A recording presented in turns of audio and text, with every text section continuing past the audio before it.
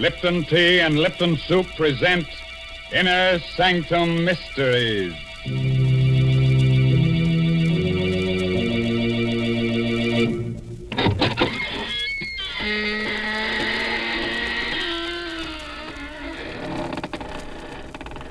Good evening, fiends. Friends of the Inner Sanctum. This is Raymond, your host, inviting you through the squeaking door. Don't hesitate. Come right in. Oh, it's a bit dark. Careful, don't brush up against that skeleton. Oh, he's quite harmless, I assure you. He's only the skeleton in our closet come out for a bit of air. The idea of a skeleton coming out for air. Such nonsense. Oh, you mean because it's already so well ventilated? Oh, how do you do, Mary Bennett? Hello, Mr. Raymond. Now, you tell me truthfully, is there a family skeleton in your closet? Oh, yes, indeed. And what's more, we make no bones about it. But I'd like to really get him out of the closet. I need space to store my Lipton's noodle soup. What a silly thing to say. You know very well that Lipton's noodle soup comes in a tidy little package that takes up hardly any room at all. Oh. Fact is, Lipton's is convenient all the way around. It takes hardly any time to make, costs less, and makes lots more than canned soups. And when it comes to flavor, nothing can beat Lipton's. It's a grand, homemade-tasting noodle soup with a chickeny flavor. And, folks, Lipton's is just swimming with tender, golden egg noodles. It's like I always say, you just don't know how good noodle soup can be till you've tried Lipton's. And like I always say, tonight, put a tight hat on your head so your hair won't rise. And get ready to listen to No Coffin for the Dead. It's an original story by Emil Tepperman. And our star tonight is that famous radio actor, Les Tremaine, who plays the part of Tom Archer. Along the swanky East River Drive, all is quiet, except for the footsteps of two men who hurry toward one of the many tall apartment houses. Let me introduce you quickly to these two men before death strikes out at them. The man on the outside, the tall, blonde man, is District Attorney Tom Archer. The other one, the lean, dark-haired fellow, is Tom Archer's assistant, John Frayne. Tom's really worried about something. I'll walk you to the door of your house, John. I don't like your being out alone this late at night. Whoever's been sending you those threatening letters isn't John. Look out, John. That fellow in the alley with a knife. Look out. Drop that knife, you. Oh, you've killed him. You've killed John Frayne. No! Keep back, you! No! With that knife, you don't! No! No, don't stab me! Well, the devil killed John Frayne. Stabbed me. I'll remember his face if I ever see him again. I'll remember.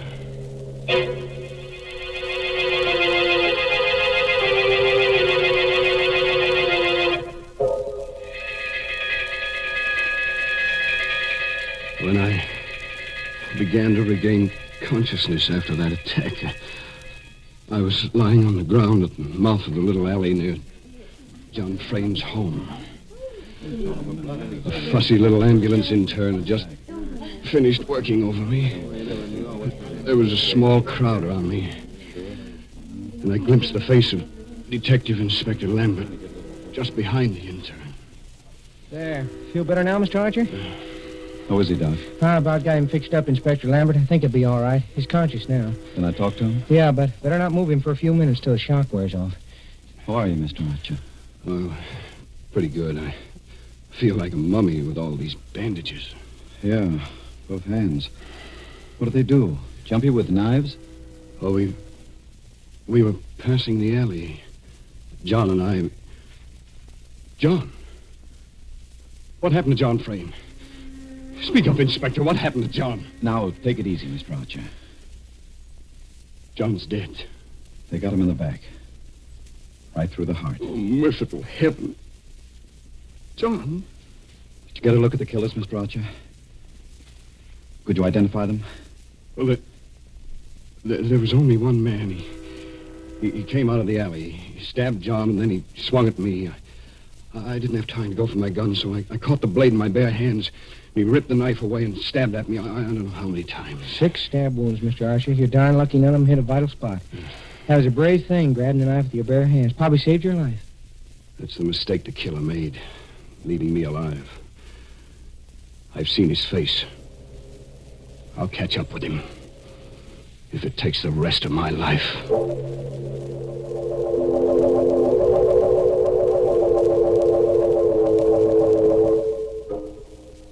I was a bit shaky on my feet when Inspector Lambert and the intern helped me up.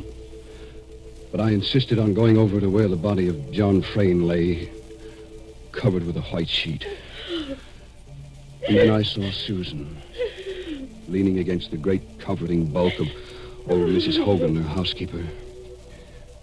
She was looking down at the shroud that covered her husband's body. It was God's will, Mrs. Frayne. Susan. Oh, Tom. Tom, I can't believe it. John. Be brave, Susan. John's dead. Nothing I can say will replace him. Have you any idea who the murderer is? I saw his face for a moment, that's all. But I'll recognize it again, I'm sure. Mr. Archer, here's something we found in the alley. What is it, Inspector? Looks like the charm off a watch fob. It's broken off. A charm? Well, You recognize it, Mrs. Frayne? Oh, no. No, it can't be. It can't be. no, of course not, Susan. There are hundreds of watch charms like this one. What is it, Mrs. Frayne? That watch charm is... My younger brother, Peter, wears one just like it. Oh? Oh, nonsense, Lambert. You can buy those in any jewelry store. Besides, I saw the killer's face. It wasn't Pete. Mrs. Hogan, Yes, Mr. Archer? please take Mrs. Frayne upstairs now. That I'll do. Come along, darling. I'll see you later, Susan. Oh, please stay here, Tom. You're hurt. All those wounds. I'll be okay. Right now, I've got to go downtown with Inspector Lambert and look at pictures while that murderer's face is fresh in my mind.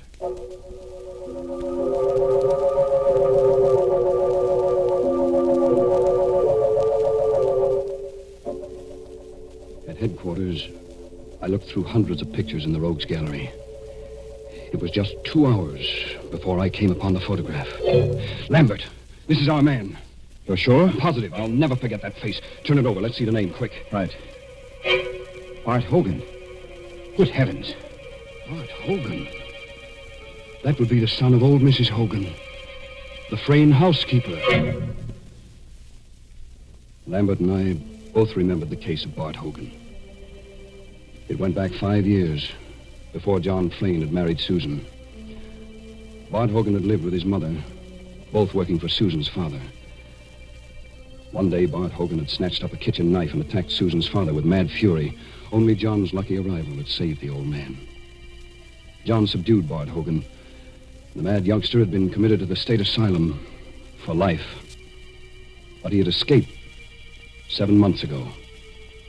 Nobody had heard from him since then. Until tonight. Great Scott. So that murderous kid has come back after all these years to get his revenge. I'm going back to the Frayne house. I want to talk to Mrs. Hogan. You think you might know where our son can be found? Who knows? I'll talk to her anyway. By the way, Mr. Archer, Yes? while you're up there, suppose you just kind of check on whether Brother Pete has lost his watch charm.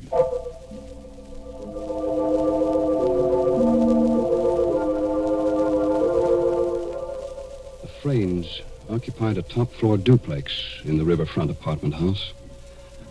I took the elevator up, and Mrs. Hogan admitted me. I'll take your hat and coat, Mr. Archer. Thank you. Mrs. Hogan, where's your son, Bart? Bart? Well, why'd you ask after Bart? Have you seen or heard from him since he escaped from the state asylum? What makes you ask that? Mrs. Hogan, There's reason to believe that the person who attacked us in the alley is your son, Bart. Oh, no. Never say that, Mr. Archer. I'm afraid it's true. No, it couldn't be. I swear to you, it couldn't be Bart. Why not? I can't tell you why. But it wasn't Bart, I'm sure. What makes you so sure? You know where he's been hiding since his escape? You know where he is now? Heaven help me. If you know where he is, you must give him up. But he didn't do it. He didn't. Believe me, Mrs. Hogan, I understand how you feel. But it'd be far better for Bart to go back to the state asylum than to be hunted for this new crime. If he didn't do it. Mr. Archer, if I prove to you that Bart couldn't have done it, would you let him be? Not make him go back to the asylum? I don't know what to say. You see, I was downtown just now, and I recognized the picture of the man who attacked us. It turned out to be your son. There's very little chance that I was mistaken. But if I prove he couldn't have done it? How can you prove it? Well, come, I'll show you.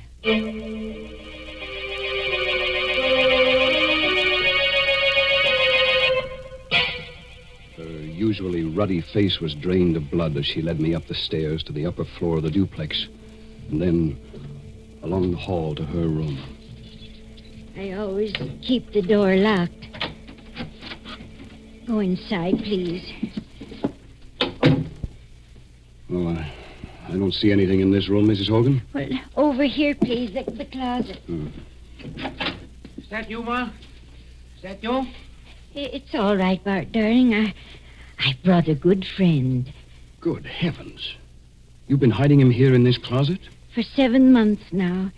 When he escaped from the asylum, he came here. I cleared out the closet. It just holds the cot. He lies in there night and day. Where's he, Ma? Why'd you bring him? What's he want? Don't be afraid, Bart. Mr. Archer won't hurt you. He wants to ask you some questions. Bart, have you been out of this room tonight? Out? Me? Not a chance. He tells the truth, Mr. Archer. Here, I'll pull the blanket back and show you the proof. There. Look at his legs. He was shot in both legs when he escaped from the asylum. I couldn't get medical attention for him, and the wounds never healed properly. I see. You must believe me now, Mr. Archer. Bart couldn't be one who attacked you, because, well, he'll never be able to walk as long as he lives.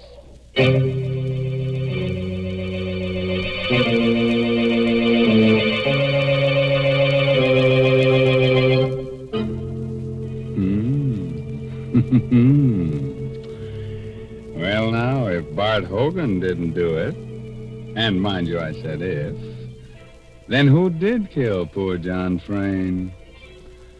Well, whoever killed him must have been a rather cheerful person because he took life so cheerfully.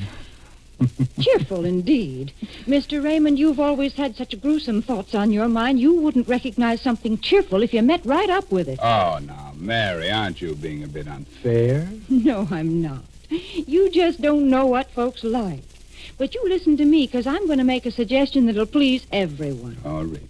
Folks, if you want to give the boys overseas a real taste of home, why not send them a package or two of Lipton's noodle soup? It's so easy to do. You don't even need a request slip. You know, a bowl of hot soup makes a mighty good snack for the boys. And when they receive Lipton's noodle soup mix, they're getting that old-fashioned kind of chickeny-tasting noodle soup. So send a package or two of Lipton's to your favorite serviceman. That's a terrific suggestion. And here's another thing that pleases me. There seems to be plenty of murder ahead in tonight's story. You remember that pretty little girl, Susan? Well, looks like she's next on the murderer's list. How about that, Tom? Come on, tell us more. And don't spare the gore. When I entered the living room on the lower floor, a few minutes later, Susan and Peter were there with Arnold Matson, the lawyer. Hey, tell you this is a serious problem, Susan, and we've got to find an answer to But it. there is no answer, Mr. Madsen. Oh, Tom, thank heaven you've come at last. Hello, Susan. Hello, Peter. Hi. You know Mr. Madsen, of course. Of Yeah. course. I understand, Mr. Archer, that you narrowly escaped the same fate as poor John. Well, I was lucky. Those bandages must be a nuisance. I can stand them. Bandages are better than a shroud. By the way, Peter, that looks like a new watch charm you're wearing. What, this? Oh, I lost the other one someplace, so I bought a new one. What of it? Oh, nothing. Mr. Madsen, when I came in, you were saying something about a serious problem. Exactly. As you know, Susan's father left an estate of $1.25 million in a trust fund to be paid to Susan on her 23rd birthday. Yes, I know. And she'll be 23 next month. But there's a proviso in the will, Mr. Archer.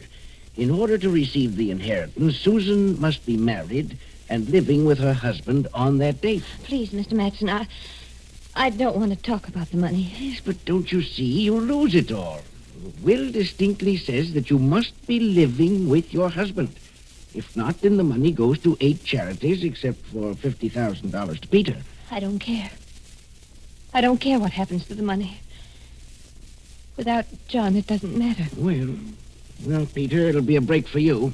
What do you mean by that, Master? Well, there's no need to become enraged, Peter. I only pointed Oh, you out... filthy rat, I'll show you what I'm going to do. Take it easy, Pete. Go. All right. Take your hands off me. Why you all looking at me like that? You look as if you thought I killed John. Well, say it. Why don't you say what you think? Better cool off a little, Pete. This is no time for a scene. Yeah? For that matter, Tom Archer, what about you? You'd like to marry Susan yourself, wouldn't you? Why, you rotten little... You better cool off a little, Tom. This is no time for a scene. I'm sorry. Yes, Peter, you're right. I would like to marry Susan. You know that, don't you? Yes, Tom, I know. You two look at each other like a couple of puppies in love. I'm going to get a drink. And nuts to the 50,000. Right, George, I've got it. Got what, Mr. Madsen? The solution to our problem. What are you talking about? That's it, don't you see, Susan? You can marry Tom Archer here, and then you'll be able to legally claim the estate on your birthday. Well, that's a pretty callous thing to suggest, Madsen. Callous? I'm a lawyer. It's my duty to protect my client. I couldn't do it. Of course not. Look here, Susan. Is there anyone else in the world who would benefit by John's death? I don't know. I can't think. Oh, what's the difference? Are you still looking for clues, Archer? You know who the murderer is, young Bart Hogan. Why look further? Bart Hogan? Madsen, how did you know about Bart Hogan? What do you mean? Well, I just come from Inspector Lambert's office. There was nobody present when we found Hogan's picture. How did you know about it? Well, it's really quite simple. I phoned headquarters a little while ago, and Inspector Lambert told me. What's that? Peter. Archer, come quick, in the kitchen. Come along, Madsen, quick. Yes. You stay here, Susan. All right, Pete, take it easy. We're coming. Down the hall, in the kitchen. Get hold of yourself. You open the door. I can't. Look, go ahead, Archer. Open it. Huh? Good heavens. It's Mrs. Hogan. She lay on the kitchen floor on her back, with blood all over her clothes. The blood came from a gaping knife wound in her throat, and the knife lay on the floor alongside her. I found her that way. Her body's warm. She was killed within the last 10 or 15 minutes. Then the killer's running loose somewhere in the house. Susan, she's alone. Good heavens. There, on the floor. Susan, darling. Is she dead? No, she's only fainted. The shock. Oh, It's all right, Susan. what happened? Was it Mrs. Hogan? Yes. Who? We don't know. But the killer's in the house. That madman is liable to kill us all, one at a time. I have a revolver. Let's search the house. Right. Madsen, you go in the kitchen and stand guard over that knife. There may be fingerprints on it. Very well. Peter, you stay here with Susan. Here's my gun. Don't be afraid to use it. Wait just a minute. What is it, Madsen? Has it occurred to you the killer may be One of us. One of us? What are you looking at me for? You were out of this room for quite a while. Why, you are... I'll kill you! Look out again! Drop that gun, Peter! Drop it! That's better. I'll take the gun. He was going to shoot me. Sorry. I lost my head. Susan, I'm sorry you have to go through all this. Everybody's on edge. There's a killer loose in the house, and we've got to find him. Yes, Tom. I know you'll do whatever's right. I'll try. You two. You can both stay here with Susan. I'll search the house myself. Manson, call the police. Yes, but how can you hold the gun with your hands all bandaged? You can't pull the trigger. I'll use it as a club. All right, now. Don't move out of this room till I return. Be careful, Tom. You mustn't let anything happen to you, too.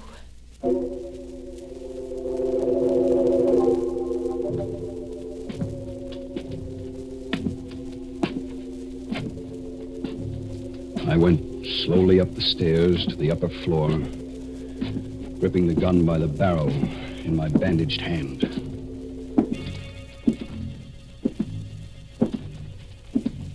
At the end of the hall, I stopped before the door of Mrs. Hogan's room.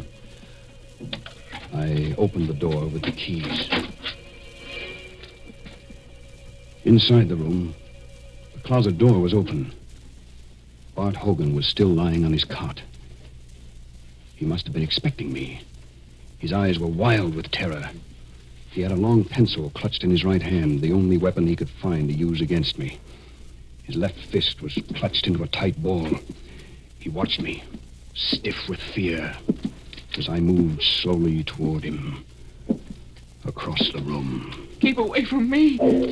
I had no time to waste on him. I swept aside the fist that clutched the pencil. Help! And brought the revolver butt down hard on his forehead.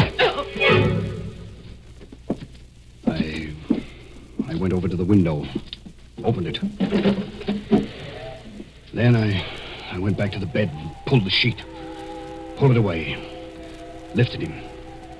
His weak and withered legs dangled uselessly. I carried him over to the window, rested him against the sill. He opened his eyes. He was recovering from the blow. I didn't wait. I pushed hard. He went toppling out of the window.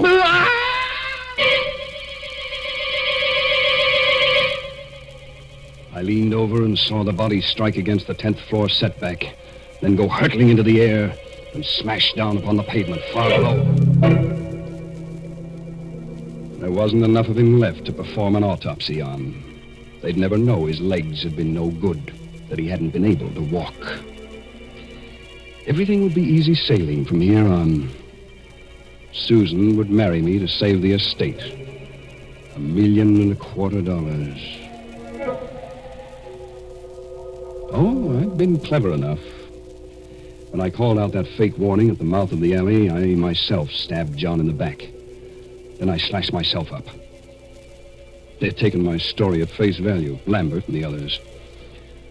I'd guessed that Mrs. Hogan was hiding Bart, but just as a precaution, I'd stolen Peter's watch chain and dropped it at the scene of the crime in case I should need another suspect. But when I found Bart couldn't walk, it became necessary to kill Mrs. Hogan, too, for she was the only one who could tell the police that Bart hadn't been able to walk.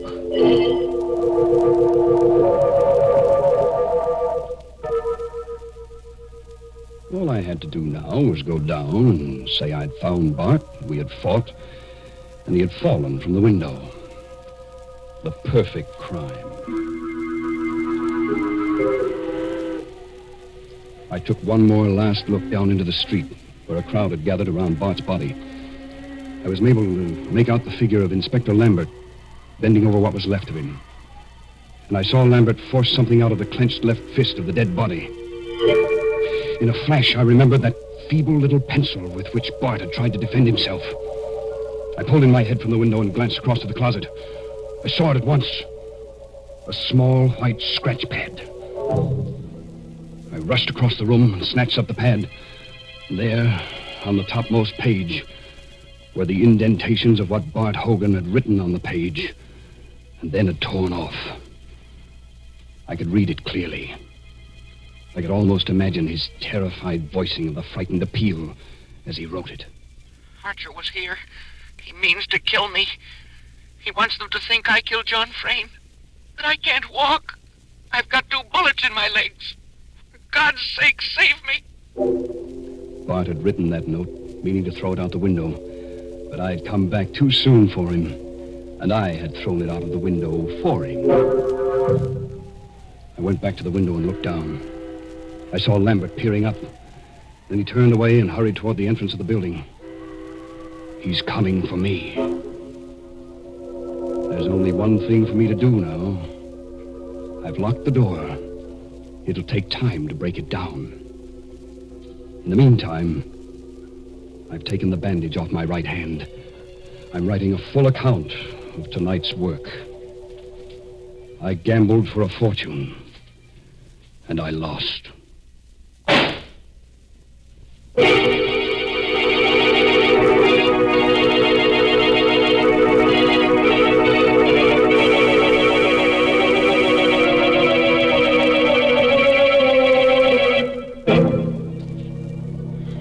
Oh, dear.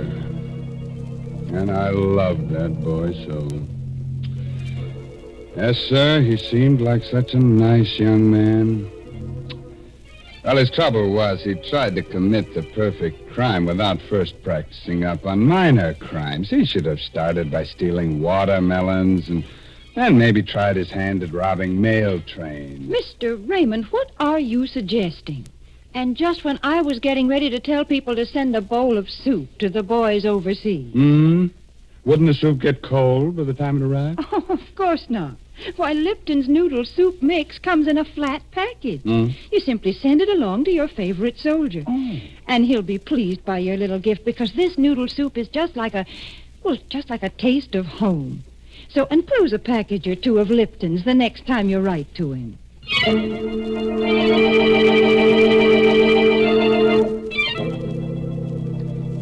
Oh, gosh, I'm sorry you have to go so soon. But drop in again next Tuesday for another little blood fest. You know, some people have to commit murders to get a kick out of life. Others get their satisfaction from listening to Inner Sanctum. But, word of advice. If you've got to commit a murder, please don't get yourself caught. Because if you do, you'll surely get a free ride with the only person never bothered by backseat drivers. I mean that they're hearse drivers.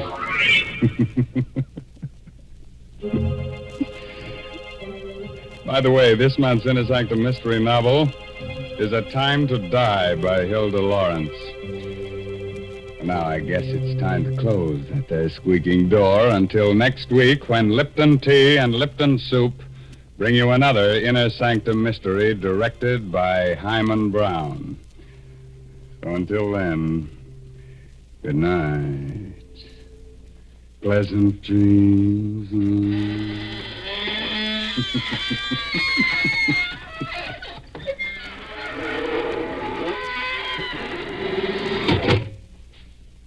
Folks, here we are outside the squeaking door. And I guess we're all pretty shaken up after hearing about those murders. But I know just the thing that'll put us back to normal again. It's Lipton tea. Yes, a cup of that brisk Lipton tea would do just fine. And did you notice that word brisk? B-R-I-S-K. It's a mighty important word in tea language. The tea experts always use it. It means that Lipton tea has a lively flavor. It's never wishy-washy. That's why most folks prefer Lipton's to any other kind. Now, don't forget, that's Lipton tea. And don't forget to tune in again next Tuesday night to Inner Sanctum. This is CBS, the Columbia Broadcasting System.